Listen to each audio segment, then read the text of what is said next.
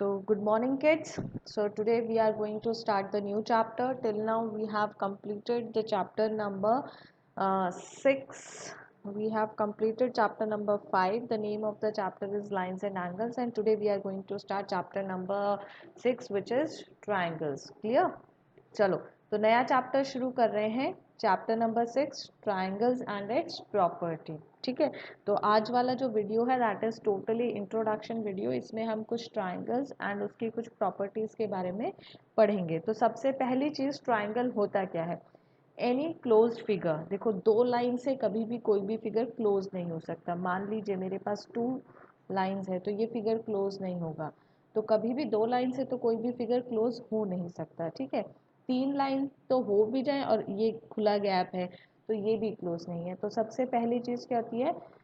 A closed figure having 3 lines. A closed figure having 3 lines with 3 vertexes. मतलब 3 कोने हैं, 3 line है, 3 कोने हैं. ठीक है, 3 vertices. A closed figure which is having 3 sides and 3 vertices is known as triangle. Clear? ठीक है, इतना याद रहेगा. अब जैसे ये फिगर बनाया है मैंने ट्राइंगल का, ए बी एंड सी. तो इसको अगर मुझे रिप्रेजेंट करना है तो मुझको कैसे लिखना पड़ेगा? ट्राइंगल. ट्राइंगल का सिंबल क्या होता है? This is the symbol of triangle. ठीक है, अगर मुझे ट्राइंगल को शो करना है तो this is the symbol for triangle. तो मैं यहाँ पर क्या लिखूंगी? Triangle A B C. ये मेरा ट्राइंगल है A B C. I am talking about my triangle A B C. अब इस ट्राइंगल के अंदर है क्या क्या? ठीक है, तो ट्राइंगल के अंदर क्या चीज़ें होंगी? 3 तो साइड होगी. The first side is A B. The first side is A B. ये क्या है? मेरा पहला side A B. The next side is B C, the next side is BC and the third side is AC और CA. ठीक है, ये तीसरा साइड है. ठीक है, इसके अलावा मेरे पास क्या होंगे? 3 एंगल्स होंगे. ये वाला angle A, this angle is B and this angle is C. ठीक है, तो मेरे पास क्या होगा? एक ट्राइंगल होगा, उसमें 3 साइड्स होंगी और 3 एंगल्स होंगे और 3 वर्टेक्सेस भी होंगे. अब एंगल बन रहे हैं, जहाँ पर भी एंगल बनेगा वहाँ पे वर्टेक्स तो होगा. देखो, एंगल का जो डेफिनेशन होता है, when 2 lines meet at a point. ठीक है, तो 2 लाइन जब एक पॉइंट पे मीट करेगी तो वो क्या बनाएगी? वर्टेक्स बनाएगी, एक कोना बनाएगी. ठीक है, तो it is having 3 vertexes, 3 angles and 3 sides. इतना क्लियर है? अब ट्राइंगल्स में नीचे चलते हैं. ठीक है, तो ट्राइंगल्स में नीचे क्या बात कर रहे हैं कि कुछ लाइन होती है, बहुत ही इंपॉर्टेंट लाइन होती है, 2 लाइन होती है. ठीक है, तो पहली जो लाइन है उसको बोला जाता है मीडियन. ठीक है, और अगली जो लाइन होती है उसको बोला जाता है एल्टीट्यूड. ठीक है, एल्टीट्यूड. आप देखो, याद रखना बहुत आसान है कि दोनों का मतलब क्या है. मीडियन का मतलब होता है मीडियन मतलब एम से शुरू हो रहा है, मिड से. ठीक है, तो मीडियन का मतलब है कि एक ऐसी लाइन जो एक वर्टेक्स से शुरू होगी, और दूसरे वर्टेक्स पर जब तीसरी साइड, एक साइड को कट करेगी, वो मिड पॉइंट पे कट करेगी. ठीक है, तीसरी साइड पे जाकर मिड पॉइंट को कट करेगी. क्लियर है? एक बार फिर से बताती हूँ. देखो, यहाँ पर बताती हूँ. अपना फिगर बना लेते हैं, ए बी सी डी. ठीक है, ए बी सी. मेरे पास एक ट्राइंगल है ए बी सी. अब मैंने ए पॉइंट से एक ऐसी लाइन ड्रॉ करी है जो बी सी लाइन को मिड पॉइंट पे कट करती है. तो मान लेते हैं ये जो पॉइंट है ये डी है और ये मिड पॉइंट है. मिड पॉइंट मतलब B D is equal to D C. ये जो पोर्शन है इसका मेजर इसके बराबर है. ये होता है मिड पॉइंट. अब ये यहाँ से ऐसे ज्वाइन करेगी. ठीक है, तो ये जो ए डी लाइन है, ए डी लाइन क्या हो जाएगा? A D line is a median. तो A D is a median. इसको क्या बोलेंगे? मीडियन, क्योंकि ये सामने वाली लाइन का, बी सी लाइन का मिड पॉइंट पे टच करती है. ठीक है, क्लियर है इतना? अब ऐसा नहीं है कि ए पॉइंट से ही बन सकती है, ये बी से भी बन सकती है. मैं चाहूँ तो इसको बी से भी बना सकती हूँ. तो ये बी ए सी. ठीक है, अब ये बी, अब बी से बनेगी तो किसका मिड पॉइंट टच करेंगे? ए सी लाइन का. तो ये इसका मिड पॉइंट हो गया, ये इसका मिड पॉइंट हो गया. इसके मिड पॉइंट को नाम दे लो हम ई नाम दे लेते हैं. और ये यहाँ से ऐसे चला जाएगा. ठीक है, तो बी ई क्या हो जाएगा? B E is a median. अब इसमें क्या हो जाएगा? B E is a median. ऐसे ही ऐसे ही जब आगे बढ़ेंगे तो हम सी का भी बना सकते हैं, तो तीनों का भी मीडियन हम बना सकते हैं। पर मीडियन का मतलब क्या होता है, एक वर्टेक्स से शुरू होकर सामने वाली लाइन के मिड पॉइंट को टच करेगा। ठीक है, मीडियन का मतलब क्या हो जाएगा, वेरी सिंपल, एक वर्टेक्स से शुरू होगा और वर्टेक्स के सामने वाली जो साइड होगी उसके मिड पॉइंट को टच करेगा, उस चीज को बोला जाता है मीडियन। इतना क्लियर है? अब आगे चलते हैं। ठीक है, नेक्स्ट जो चीज़ है दैट इज एल्टीट्यूड। अब एल्टीट्यूड का मतलब क्या होता है कि 90 डिग्री का एंगल पे टच करेगा। जब सामने वाली लाइन पर, जैसे वो तो मिड पॉइंट पे टच कर रहा था, अब ये जब टच करेगा तो 90 डिग्री का एंगल बनाएगा। क्या बनाएगा? 90 डिग्री का एंगल बनाएगा। अब देखो, ए से चला और ए से चलकर जब यहाँ पर पहुँचा है तो इसने 90 डिग्री का एंगल बनाया है यहाँ पर। ठीक है, तो उसको क्या बोला जाता है, जब परपेंडिकुलर बनाया जाता है, परपेंडिकुलर बनता है, तो उसको क्या बोला जाता है, एल्टीट्यूड बोला जाता है। अब ये एल्टीट्यूड भी ऐसा नहीं है कि ए का ही बन सकता है, बी का भी बन सकता है, सी का भी बन सकता है, और ठीक है, तो मैं यहाँ पर बनाकर दिखा रही हूँ ए, बी एंड सी, और सिंपल एक सीधी लाइन ड्रॉप कर देनी है, तो ये जो एंगल बनेगा ये 90 डिग्री का बनेगा।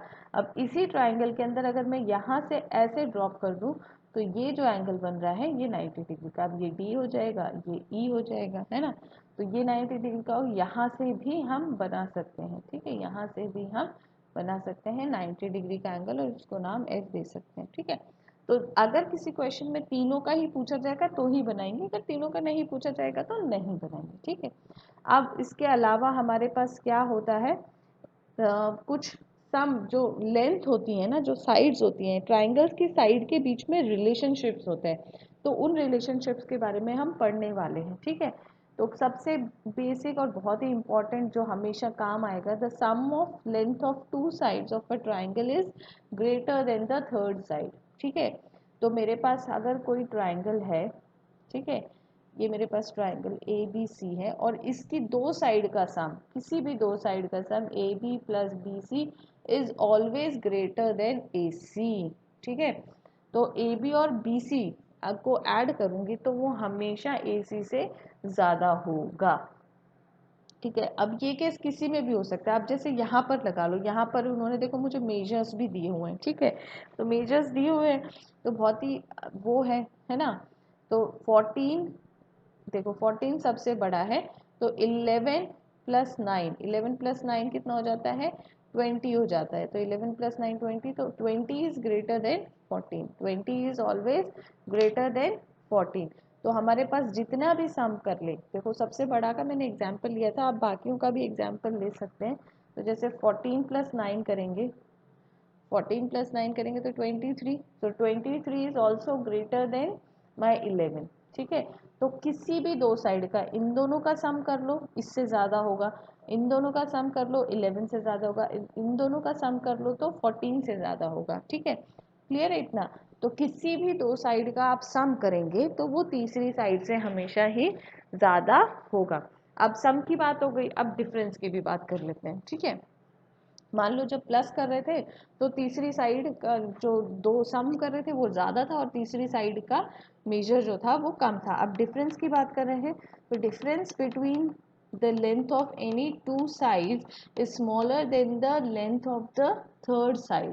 ठीक है, तो अब ये क्या हो जाएगा, ये स्मॉलर हो जाएगा। ठीक है, तो किसी भी दो साइड का, मान लीजिए जैसे यही एग्जाम्पल है, तो इन दोनों का हमने क्या किया, डिफरेंस पता किया, तो 11 माइनस 9 विच इज इक्वल टू 2, और ये जो है ये हमेशा कम होगा, जो ये डिफरेंस आया है ये हमेशा कम होगा। किससे कम होगा, तीसरी साइड से। किससे कम होगा, तीसरी साइड से। अब तो हमने कॉम्बो लिया था ये वाला, अब ये वाला कॉम्बो ले लेते हैं। ठीक है, तो 14 minus 9 which is equal to 5, तो ये भी क्या हो जाएगा मेरा, तीसरी साइड। तीसरी साइड मेरे पास क्या है, 11। ठीक है, तो ये 11 बड़ा है। ठीक है, तो डिफरेंस जो होगा वो हमेशा छोटा होगा तीसरी साइड से, सम जो होगा वो हमेशा ज़्यादा होगा तीसरी साइड से। क्लियर है? ठीक है, अब दो बात ध्यान में रखो, सिंपल बात है। अगर मैं प्लस कर रही हूँ दो साइड्स को तो वो हमेशा तीसरी साइड से ज़्यादा होगा। क्लियर? अगर ऐसा होगा तो जब मैं डिफरेंस करूँगी दो साइड का तो वो तीसरी साइड से क्या हो जाएगा, कम हो जाएगा। अगर मैं माइनस करूँगी तो तीसरी साइड से कम होगा, अगर मैं प्लस करूँगी तो तीसरी साइड से ज़्यादा होगा। क्लियर है इतना? चलो तो अब नेक्स्ट पे चलते हैं। ट्राइंगल्स की अब कुछ प्रॉपर्टीज़ हैं, ठीक है। तो सबसे बेसिक वेरी इंपॉर्टेंट हमेशा लाइफ लॉन्ग काम आने वाली प्रॉपर्टी है कि the measure of the total measure of three angles of the three interior angles of the triangle is 180। तो जब मैं एक ट्राइंगल बनाती हूँ तो मेरे पास इस ट्राइंगल के एरिया के अंदर तीन एंगल्स बनते हैं, ठीक है। This is angle 1, this is angle 2 and this is my angle 3, ठीक है। अब ये मेरे पास ए बी सी, ठीक है। अब एक ट्राइंगल है ए बी सी और उसके अंदर मेरे पास तीन एंगल्स बन रहे हैं, ठीक है। तो अब इन तीन एंगल्स का सम जो होगा वो मेरे पास हमेशा कितना होगा, 180 डिग्री होगा। तो मैं क्या कह रही हूँ, angle 1 plus angle 2 plus angle 3 is always equal to 180 degree, always equal to 180 degree, ठीक है। अब इस चीज़ का प्रूफ भी पूछ लिया जाता है एग्जाम में, ठीक है। तो इस चीज़ का प्रूफ करने के लिए बहुत ही सिंपल चीज़ है, हम क्या करेंगे, कंस्ट्रक्शन करेंगे, ठीक है। तो प्रूफ क्या करना है मुझे, ये तो मुझे टू प्रूफ करना है कि तीनों चीज़ों का सम, और दिया क्या हुआ है मुझे, गिवन क्या है, triangle A B C. Clear है? अब मैं प्रूफ कर लेती हूँ, ठीक है। तो प्रूफ करने के लिए मुझे सबसे पहले क्या चाहिए, कंस्ट्रक्शन करना पड़ेगा। एक कंस्ट्रक्शन क्या किया है मैंने, कंस्ट्रक्शन में मैंने एक लाइन ड्रॉ करी है P Q which is parallel to B C, ठीक है। तो यहाँ पर मैं एक लाइन ड्रॉ कर रही हूँ, ये मेरी लाइन पी एंड क्यू, ठीक है। And this line is parallel to B C. Clear है? अब देखो सिनारियो को थोड़ा ध्यान से देखो, मैं थोड़ा कलर चेंज कर लेती हूँ पेन का ताकि आपको अच्छे से नज़र आए, ठीक है। हाँ, तो देखो अब ये वाली जो मेरी लाइन है दिख रही है, ये और ये पैरेलल है, और ये वाली लाइन क्या है, ट्रांसवर्सल है। ये वाली लाइन क्या है, ट्रांसवर्सल है। तो ये वाला एंगल और ये वाला एंगल इक्वल हो जाएंगे आपस में। तो मैं इस एंगल को नाम दे लेती हूँ एंगल 4। क्लियर है इतना? तो अब मुझे क्या पता चला है कि P Q is parallel to B C, तो angle 3 is equal to angle 4, ये मेरा हो गया 1, ठीक है। और क्यों इक्वल है भाई, ऑल्टरनेट अपोजिट एंगल है। अगर कोई रीजन पूछेगा तो मेरे पास क्या है, ऑल्टरनेट अपोजिट एंगल। इतना क्लियर है? इतना क्लियर है? अब आगे चलते हैं। देखो अब भाई ये लाइन तो फिर से पैरेलल है, ठीक है, ये आपस में। अब ट्रांसवर्सल ये वाली हो गई, भाई ये भी तो काट रही है ना दोनों लाइनों को, तो ये ट्रांसवर्सल होगी। तो ये वाला एंगल इस वाले एंगल के इक्वल हो जाएगा, ठीक है। तो इस एंगल को मैंने नाम दे दिया 5। तो एंगल 2 जो है, angle 2 is equal to angle 5। Clear? अब रीजन क्या है भाई, सेम ऑल्टरनेट अपोजिट एंगल, दो लाइन पैरेलल है तो ट्रांसवर्सल है, तो ये ऑल्टरनेट अपोजिट एंगल है।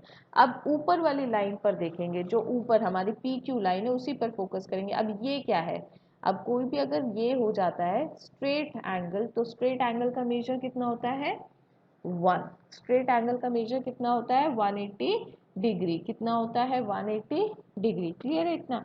तो मैं वहां पर क्या लिख रही हूँ कि स्ट्रेट एंगल है, तो angle 5 plus angle 1 plus angle 4 is equal to 180 degree, ठीक है। क्यों है भाई, स्ट्रेट लाइन और स्ट्रेट एंगल, ठीक है, स्ट्रेट एंगल। क्लियर? रीजन मैंने लिख दिया, हर चीज का रीजन देना जरूरी होता है कि भाई मैं ऐसा क्यों लिख रही हूँ, ठीक है। अब एंगल 5 किसके बराबर है, जल्दी से मुझे देखकर बता दो। तो एंगल 5 जो है वो एंगल 2 के बराबर है, और एंगल 1 तो एंगल 1 ही रहने देंगे, और एंगल जो 4 है वो किसके बराबर है, 3 के बराबर है, और which is equal to 180 degree. तो अब देखो angle 1, angle 2 and angle 3 is equal to 180 degree. अब मुझे प्रूफ भी यही करना था, एंगल 1, एंगल 2 और एंगल 3 किसके बराबर हो, 180 डिग्री के बराबर हो। तो ये प्रूफ हो गया यहाँ से, तो दिस इज प्रूफ। क्लियर?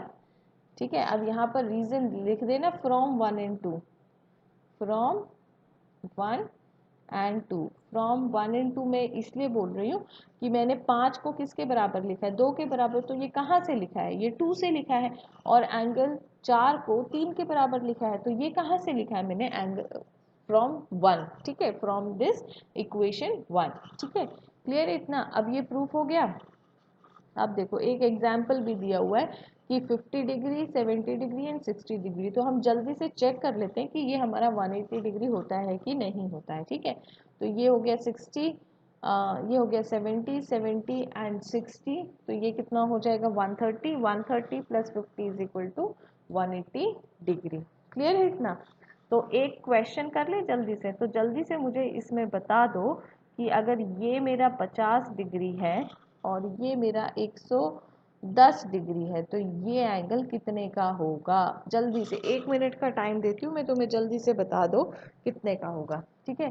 तो कैलकुलेट कर लिया, हो गया 1 मिनट टाइम, और 1 मिनट टाइम दे दूँ जल्दी से। तो चलो you have more 30 more seconds, ठीक है, जल्दी से बता दो अब कितना हो गया।